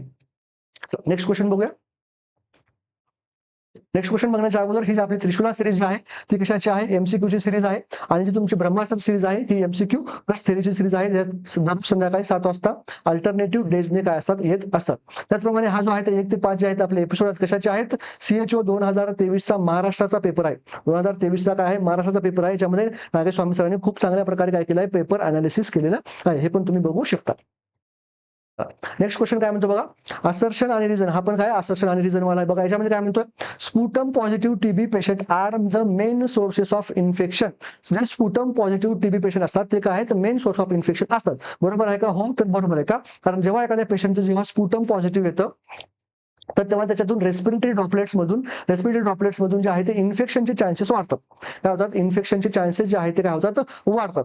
त्यानंतर रिझन काय म्हणतं बघा, TB is transmitted through the airborne droplets. ठीक आहे, टीबी काय होतो, एअरबॉर्न ड्रॉपलेट्स म्हणून ट्रान्समिट होतो. म्हणजे हे पण करेक्ट आहे. म्हणजे ए अँड आर काय ट्रू आहेत, ए अँड आर ट्रू आहेत. इथे पण काय आपला ए किंवा बी पैकी एक क्वेश्चन जे आहे ते एक काय आहे, तो ऑप्शन जे आहे आपल्या इथे करेक्ट आहे. तर बघा, तुमचं रिझन काय सांगतंय, तुमचं रिझन म्हणतंय की तुमचे जे टीबी आहे तो रेस्पिरेटरी ड्रॉपलेट्स मधून काय होतोय, ट्रान्समिट होतोय. आणि तुमचं असर्शन काय म्हणतंय की टीबी पेशंटमध्ये जर स्पुटम पॉझिटिव्ह असेल तर काय होतं, ट्रान्समिशन जे काय होतं, फास्ट होतं. म्हणजेच तुमचं काय करतंय, रिझन जे आहे ते काय करतं, असर्शनला सपोर्ट करतं आणि एक्सप्लेन करते. का? कारण जर एखादा पेशंट स्पुटम पॉझिटिव्ह असेल आणि त्याचे जर एअर ड्रॉपलेट्स आहेत ते जर हवेमध्ये पसरले तर तुमचं जे इन्फेक्शन आहे ते काय होऊ शकतं, फास्ट होऊ शकतं. म्हणजे तुमचं जे आर आहे ते म्हणजे तुमचा जे रिझन आहे ते काय करते, असर्शन आहे जे त्याला काय करतं, सपोर्ट करते. म्हणून तुमचं ऑप्शन ए का असणार इथे करेक्ट आन्सर असणार आहे. चला नेक्स्ट क्वेश्चन बघूया. The most useful bedside diagnostic test used test to suggest snake bite envenomation. ठीक आहे, तुमचं जे काही स्नेक बाईट झालेला आहे, पेशंटला स्नेक बाईट झालेला आहे, ते काय झालं आहे, तो जो पेशंट आहे तो कसा झाला आहे, एनव्हेनोमेट झालेला आहे. एनव्हेनोमेट झालेला आहे हे आपण कधी म्हणू शकतो, एनव्हेनोमेट झालेला आहे याचा अर्थ काय, त्या पेशंटचं काय, स्नेकचं काय झालेलं आहे, जे विष आहे, पेशंटचं स्नेकचं जे काय विष आहे ते काय झालं आहे, पेशंटमध्ये काय झालेलं आहे, पेशंटच्या आत काय आहे, ब्लडमध्ये आलेला आहे. ते आपण कधी म्हणू शकतो. फर्स्ट ऑप्शन दिला आपल्याला प्लेटलेट काउंट, सेकंड दिला आहे ब्लिडिंग टाइम, थर्ड दिला आपला INR. ठीक आहे, इंटरनॅशनल नॉर्मलाइज रेशियो INR. त्यानंतर लास्ट दिला आपल्याला 20 minutes whole blood clotting time, याचा आपण काय म्हणतो 20 WBCT असं आपण म्हणतो. बघा, आणि आपल्याला विचारलं आहे ती म्हणजे डायग्नोस्टिक टेस्ट विचारलेली आहे. कुठली डायग्नोस्टिक विचारले आहे, अशी टेस्ट जी की काय करू शकतो आपण, बेड साईडला करू शकतो. ठीक आहे, बेड साईडला करू शकतो. कधी करू शकतो, जर पेशंटला स्नेक बाईट असेल तर. बघा, जर एखाद्या पेशंटला स्नेक बाईट असेल, स्नेक बाईटचा आपण काय करूया, धुरळा बघूया. ठीक आहे, जर एखाद्या पेशंटला स्नेक बाईट असेल तर तो जो स्नेक असतो, एक तर तो काय असू शकतो, पॉयझनस असू शकतो. एक तर तो स्नेक कसा असू शकतो, पॉयझनस असू शकतो. आणि एक तर तो कसा असू शकतो, नॉन पॉयझनस असू शकतो. नॉन पॉयझनस असू शकतो. ठीक आहे, नॉन पॉयझनस आहे म्हणजे याच्यामध्ये काय आपल्याला काही विषय नाही, जास्त पेशंटला काय जास्त मॅनेजमेंटची गरज नाही. फक्त आपल्याला पेशंटला काय करायला लागतं, 24 आवर्स काय करायला लागतं, अंडर ऑब्झर्वेशन ठेवायला लागतं. का? कारण कधी कधी आपल्याकडून काय होऊ शकतं, मिस्टेकनली आपण काय करू शकतो, मिस डायग्नोसिस करू शकतो. पॉयझनस स्नेकला नॉन पॉयझनस आपण म्हणून जर आपण पेशंटला घरी पाठवलं आणि घरी पाठवल्याच्या नंतर जर पेशंटला कॉम्प्लिकेशन झालं तर ते सगळं कुणावर येणार आहे, आपल्यावर येणार आहे. म्हणून आपण काय करतो, जरी नॉन पॉयझनस असेल आणि पेशंट सांगत असेल की मला स्नेक बाईट आहे, तर आपण त्याला 24 आवर्स काय करतो, अंडर ऑब्झर्वेशन मध्ये ठेवत असतो. ठीक आहे का? कारण काही काही जे पेशंट स्नेक्स आहेत त्यांचं जे आहे ते सिम्पटम जे आहेत ते काय खूप उशिराने म्हणजे 8-10 तासाच्या नंतर दिसायला आपल्याला बघायला मिळू शकतात. त्याच्यामुळे नॉन पॉयझन जरी असेल तरी पण त्या पेशंटला काय करायचं, आपण ऍडमिट करून घ्यायचं आहे आणि 24 तास काय करायला पाहिजे, अंडर ऑब्झर्वेशन ठेवायला पाहिजे. आता ह्याला गोष्ट पॉयझनसचा, जर पेशंटचा जर स्नेक जर पॉयझनस असेल तर तो स्नेक जो असतो जर तो पॉयझनस असेल तर त्याचे पॉयझन जे आहेत ते मेनली 4 टाईपचे असू शकतात. मेनली किती टाईपचे असू शकतात, 3 टाईपचे असू शकतात. एक तर तो साप जो आहे तो कसा असू शकतो, हिमॅटोटॉक्सिक असू शकतो. हिमॅटोटॉक्सिक असू शकतो किंवा मग तो कसा असू शकतो, न्यूरोटॉक्सिक असू शकतो किंवा तो कसा असू शकतो, मायोटॉक्सिक असू शकतो. ठीक आहे, न्यूरोटॉक्सिक असू शकतो, हिमोटॉक्सिक असू शकतो किंवा मायोटॉक्सिक असू शकतो. जर तो हिमॅटॉक्सिक असेल म्हणजेच काय, त्याचे जे विष आहे ते कशावर परिणाम करत आहे, ब्लडवर परिणाम करत आहे. मग ते ब्लडवर परिणाम करत आहे याचा अर्थ काय होतं, पेशंटमध्ये जे ब्लडचं जे कोयाग्युलेशन असतं ते अफेक्ट होतं.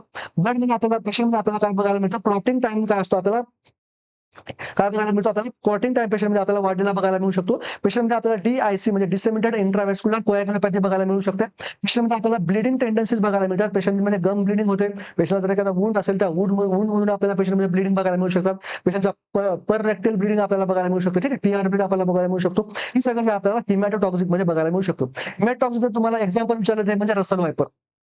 कुठला वायपर? Russell viper. सगळे जे वायपर्स आहेत सगळे रसल वायपर म्हणा किंवा सॉस्केल्ड वायपर म्हणा, ठीक आहे, स्कॉस्केल्ड वायपर म्हणा किंवा तुमचा पिट वायपर म्हणा, ठीक आहे, हे सगळे जे आहेत हे कसे आहेत? हिमॅटोटॉक्सिक आहेत. त्यापैकी सर्वात वायपर्स पैकी सर्वात जास्त विषारी कुठला तर तुमचा रसल वायपर. त्याच्यानंतर मग न्यूरोटॉक्सिक बघत असताना न्यूरोटॉक्सिकचं तुम्हाला एक्झाम्पल विचारले तर कुठलं? क्रेट.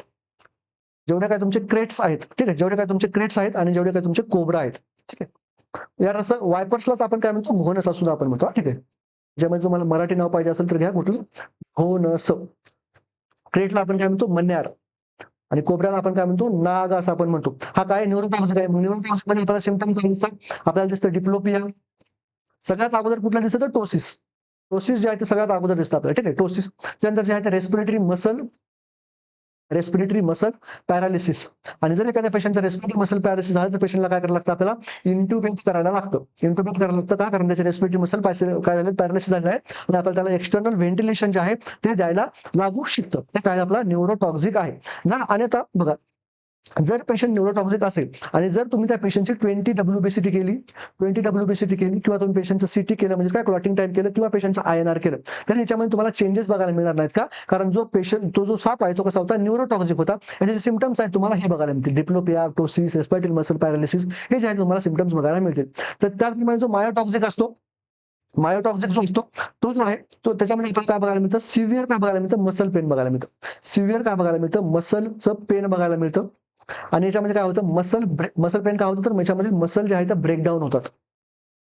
मसल काय होतात? ब्रेकडाऊन होतात. ब्रेकडाऊन होतात. मसल ब्रेकडाऊन होतात आणि यालाच आपण काय म्हणतो? रॅब्डोमायलॉसिस म्हणतो. रॅब्डोमायलॉसिस म्हणतो. रॅब्डोमायलॉसिस मध्ये काय होतं? रॅब्डोमायलॉसिस मध्ये जे आहे तुमचे जे काही मसल्स आहेत त्या मसल फायबरचं काय होतं? मसल फायबर काय होतात? ब्रेकडाऊन होतात. आणि ब्रेकडाऊन झाल्याच्या नंतर त्या मसल फायबरमध्ये जे काही मायोग्लोबिन असतो तो तुमच्या काय होतो? ब्लडमध्ये मिक्स होतो आणि काय होतं? पेशंटमध्ये अक्यूट किडनी इंजुरी होते. पेशंटमध्ये काय होते? अक्यूट किडनी इंजुरी होते आणि पेशंटची युरिनचा कलर कसा येतो? डार्क कलरचा युरिन येतो. डार्क टी कलरचा युरिन येतो. म्हणजे चहाच्या कलर सारखी काय होते? युरिन आपल्याला बघायला मिळते. हे कशामध्ये बघायला मिळतं? आपल्याला रॅब्डोमायलॉसिस मध्ये बघायला मिळतं. जसं रॅब्डोमायलॉसिस जे आहे ते मायोटॉक्सिक स्नेक बाईटमुळे होतं. त्याचप्रमाणे जर एखाद्या पेशंटला काय असेल? क्रश इंजुरी असेल आणि जे की सिव्हिअर असेल तरी पण आपल्याला त्यामध्ये रॅब्डोमायलॉसिस हे बघायला मिळू शकतं. रॅब्डोमायलॉसिस ऑटोइम्यून सुद्धा असू शकतो, ठीक आहे, कसा असू शकतो?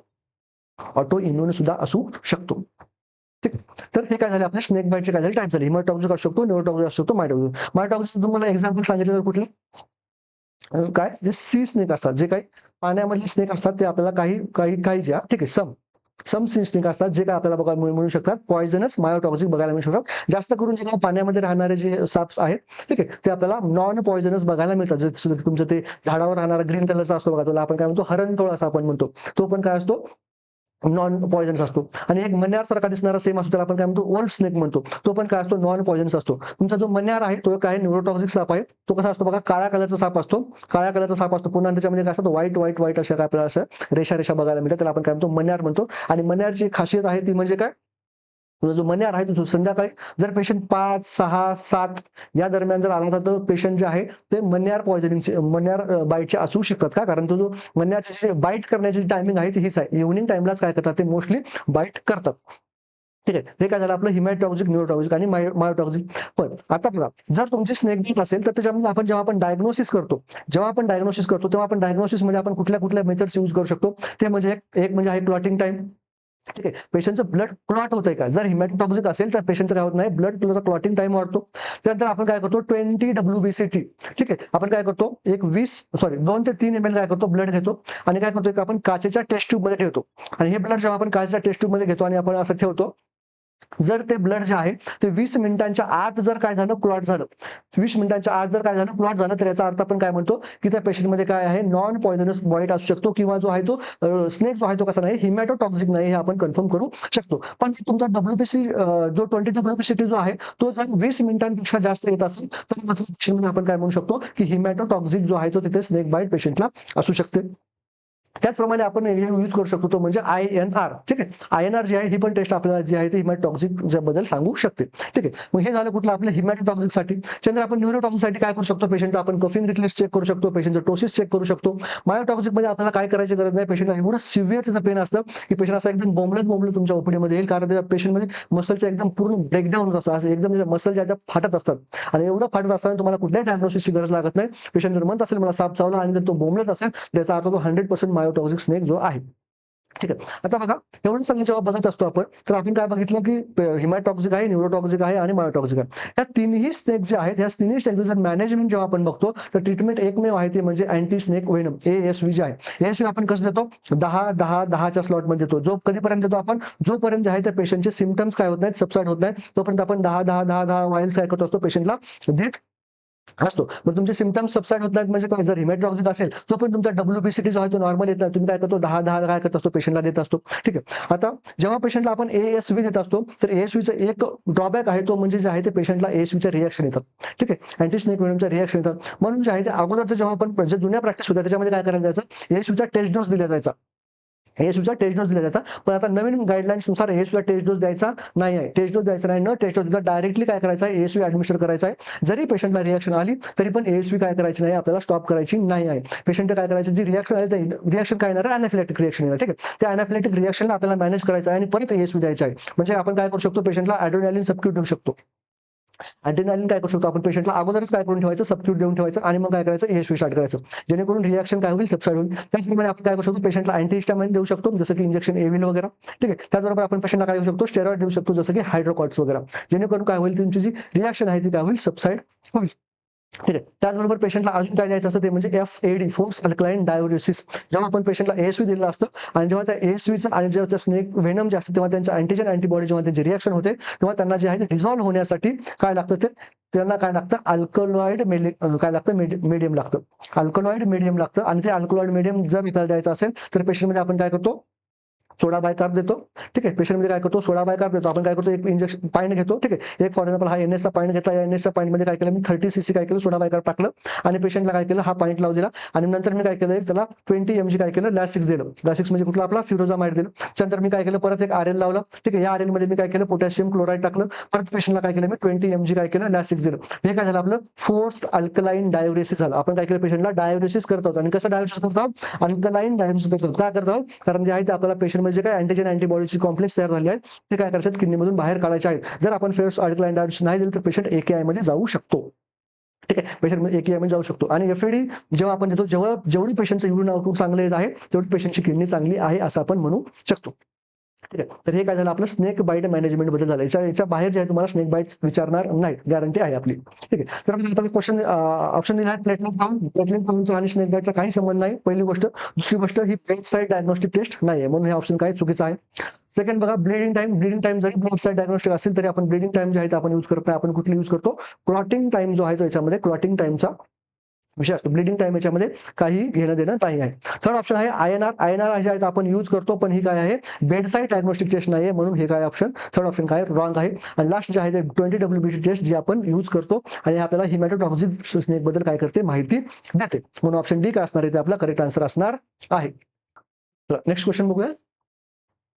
A patient is intubated with an endotracheal tube, and to confirm the placement of the tube, the bedside chest X-ray is recommended by the doctor. ठीक आहे, the tube is correctly placed if it is how many centimeters above the carina. ठीक आहे, पेशंटला काय केलं आहे, तुम्ही इंट्युबेशन केलं आहे आणि इंट्युबेशन केल्याच्या नंतर तुम्ही काय केलं आहे, त्या पेशंटचा CXR केला, चेस्ट एक्सरे करून बघितलं आहे की बाबा तुम्ही जे काही इंट्युबेशन केलं होतं ते व्यवस्थित आहे का नाही. ठीक आहे, पण जेव्हा तुम्ही इंट्युबेशन केलं असतं तर ह्या पॉईंटला आपण काय म्हणतो, करिना म्हणतो. या पॉईंटला आपण काय म्हणतो, करिना म्हणतो, जिथं काय होतं, तुमचे ब्राउनक्युल्स काय होतात, बायफर्गेट होतात ट्रकियापासून. ठीक आहे, मग तुमची जी इंट्युबेशन वालीची नळी आहे ती जी आहे या करिनापासून किती सेंटीमीटर वर असायला पाहिजे हे आपल्याला विचारलेलं आहे. ठीक आहे, तर फर्स्ट ऑप्शन आला आपल्याला 1 ते 2 सेंटीमीटर, सेकंड आहे 2 ते 4 सेंटीमीटर, थर्ड आहे 4 ते 6 सेंटीमीटर आणि लास्ट आहे 6 ते 10 सेंटीमीटर. हा क्वेश्चन काय असणार आहे, तुमच्यासाठी होमवर्क असणार आहे. याचा आन्सर जे आहे तुम्हाला कमेंटमध्ये सांगायचं आहे. ठीक आहे, तोपर्यंत जो आहे आता आजचा जो आपला एपिसोड आहे CHOचा, ठीक आहे, तो आपल्याला मी संपला असं मी काय करतो, जाहीर करतो आणि तोपर्यंत नवीन एपिसोड पर्यंत सोबत आपण मिळणार आहोत. तोपर्यंत बाय बाय.